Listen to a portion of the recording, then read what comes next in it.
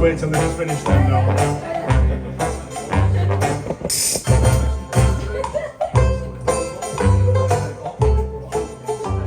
Thank you very much. My name's Chris. I'm going to be your second comedian for this evening. I'm not quite as energetic as Jimmy.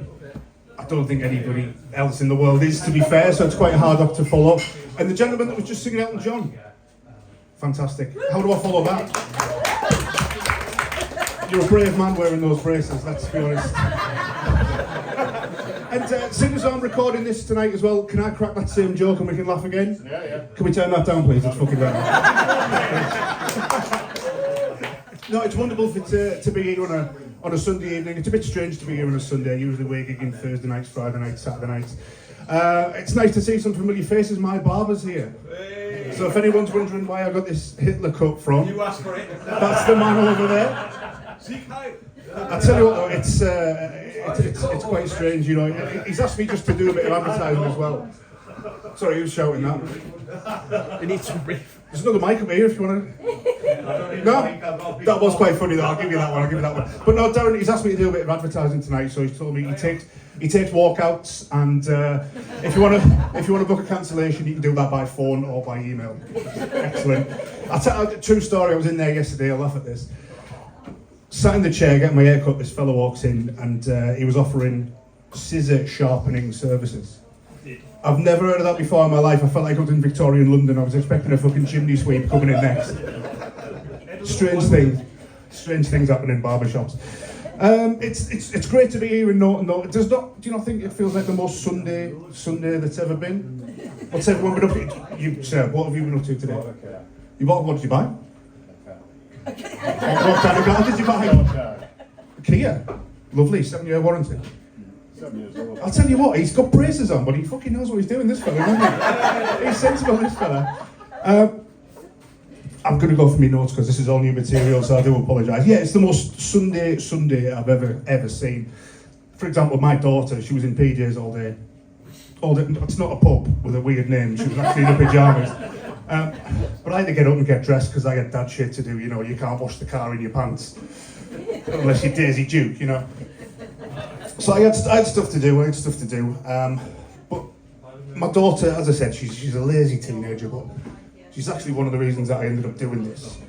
So she's at that age now where we take her to singing lessons and dancing lessons, and you know my brother, he did exactly the same thing. He's a musician down in London. There's a lot of musicians in tonight, so I won't tell you what I think of him because you'll fucking jump me. But yeah, Katie, she does all these weird things and lessons and stuff that we take her to. And she's a bit of an inspiration because we saw her singing at the Ark in Stockton a few weeks ago, and I was stood just in awe watching her, thinking if she can put so much blood, sweat and tears into something so average, I can do exactly the same here and come up and tell some jokes. It doesn't run in the family though. My dad, he doesn't have an entertaining bone in his body. He was an engineer at KP. Does anyone know KP, the crispy down the road? Yeah, the one that's not quite as good as Walker's. That's where he was for like 30 odd years. Anything that broke, he could fix it. He was a bit of a hero on site, and you know everybody respected him. He wasn't quite as much of a hero as my granddad, who was signed up to the army and fought for his country. But during COVID, we never once ran out of hula hoops, did we? He can't get his head around the fact that I don't have the same skill set though. He's the DIY master, he's the guy that we speak to for advice and stuff, but he can't understand why I'm not the same.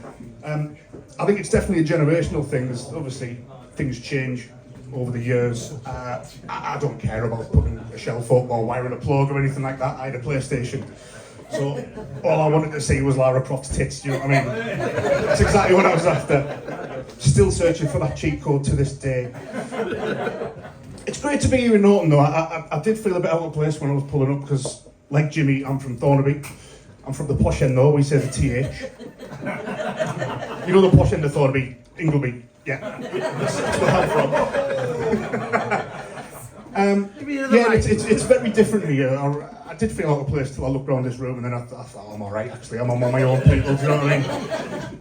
But it's very different Norton to Thornaby. We've got farm foods. Does anyone know farm foods? Really? Oh, a couple of yeses. I thought you'd be all Waitrose people around here, you know. It's a strange thing though, farm foods, because it's very different. I'll have to come back to my notes on that one. You're very upmarket here. But we're a good audience, aren't we? I've not had a laugh for a while, so you're not quite as good as I was hoping. But yeah, farm foods, it's, you know, you guys look at Lidl and Aldi and stuff like that, but farm foods is like a different fucking level, isn't it? It's one below. If there's one thing that Credit Crunch taught me, it's that it's made budget supermarkets acceptable. Because when I was a kid, if I went to school with my PE kit and a Netto bag, fucking hell, I was getting the shit kicked out of me. But you can go with Lidl and Aldi these days, you're alright, it's fine, it's fine.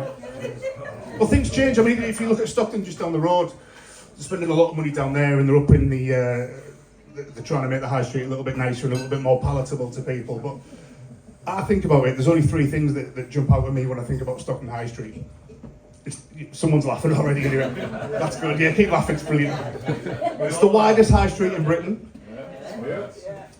Bagheads. Everyone knows that one. And there's more charity shops than there is actual real shops. Not one of those things is useful. Really, let's be honest. You don't need a wide high street unless you're coming by cruise ship. I'm not landing a fucking jumbo jet outside Goldie's, am I? I'm coming by taxi.